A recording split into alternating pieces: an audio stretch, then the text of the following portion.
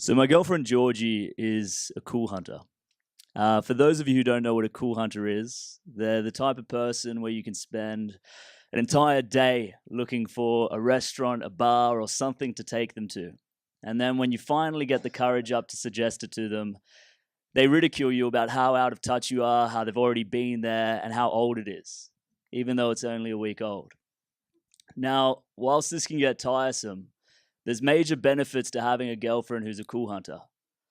The main thing is they take you on amazing holidays. So each year, Georgie and I would go on these trips. We would go to Colombia, would walk through the jungles and look for the lost city. We'd drive down the west coast of Australia in four-wheel drives across red soil, or would be drinking great wine, eating great food, and visiting all the distilleries across Tasmania. We were sharing awesome moments together, meeting new people, and having great experiences. But there was a problem. This was 3 weeks of my year, and the rest of my life was spent in the grind. And we've heard a lot about the grind today, but for me, the grind was 60-hour weeks working, coming home late each night, and then when we finally got home and had a weekend, I'd blow off some steam on a Friday, I'd clean the apartment, I'd try to get in some exercise, I'd do some meal prep, rinse and repeat. And then when I spent some time with friends, we'd do the exact same thing at the same places. That feeling of exploration and meeting new people was gone. It's something I took to heart, and it's an issue I thought was worthy enough to try to break down and solve. So that was the catalyst behind Mashay. What we did next was build a team, and we've heard a bit about tonight about how hard that can be in a startup. I earmarked 6 people or 5 people that I've worked with over the years in a consultancy I was at, really solid individuals that I was looking forward to sharing a business with. The problem was I made a big mistake straight off the bat. I started a startup with 5 accountants and 1 developer. Now, for those who don't know the rhetoric on the perfect number to start a business, 1 is hard. You've got to be an absolute superstar like the lady in front of us. 2 is good. If you've got somebody who's technical and somebody who's commercial, that's great. 3 starts to get heavy, and then 6 is pretty much unheard of. 6 is what we were, and that was Mashay.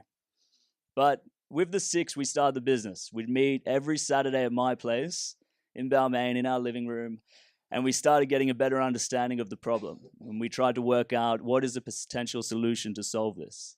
And it turned out the problem was big. Millennials were spending more and more on experiences, and there was nothing out there that was servicing them. Nothing at making it easy for us to find the unique, the authentic activities out there and an easy way to organize our group. At the same time, there was these businesses popping up all over the place to answer that call. Things like axe throwing, gin blending, kombucha making, donut baking, all there, but individuals had to individually find each one of those through their web searches or word of mouth. So we thought we could build a tech solution to make this easier and more convenient for people like myself. But we quickly realized that our part-time efforts were getting us nowhere. And really early in a business, I had to have a really tough conversation with my founders about who's willing to jump on this ship full-time. And it's not fun. And I was dreading it because I knew one out of the 5 was really eager to do this. And I was worried I was going to lose 4 really close friends through this process. But fortunately, I made one good decision at the start, and that was choosing people with good values and that were pretty logical.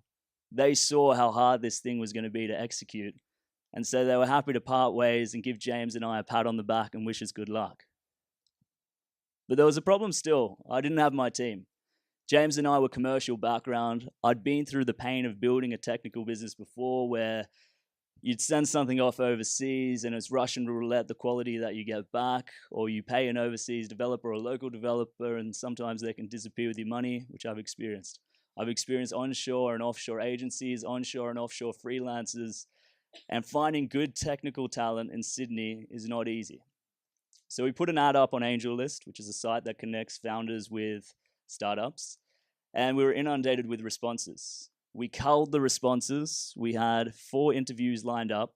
And on a nice Saturday morning in Chippendale at a chilled little cafe, we went along to meet 3 potential new co-founders of Mashay. And this is literally how it went down. James and I got there an hour early. We walked inside the cafe, and there's this guy in a full suit and tie, the only person in the cafe. He walks up to James and I, and he's Scandinavian, so this is my best Scandinavian accent. He goes, "Hi guys, welcome here. So I need you to take a sit down." And we're like, "Cool." And he goes, "Guys, I have a very particular way I like to run these interviews. I'm going to tell you a bit about myself for 2 minutes. Then I want to hear about you for 2 minutes, after which I'm going to ask a series of questions which will determine whether I work with you or not." James and I looked at each other, took a breath, and then went on to experience the weirdest 5 minutes of our lives. Straight after that, we had 3 more interviews, and no one was close to hitting the mark of somebody that was willing to, spend day in, day out, slogging it out, trying to build a business together with. Then, fortunately, a week later, we met Steve. And Steve, to all his good graces, had a ponytail, which put us off at first. But he also brought with him 13 years experience. He was a genuine guy. We liked the same music. We'd both kind of dabbled in punk rock before. And he also could explain things that were highly technical in layman terms to let simpletons like James and I understand.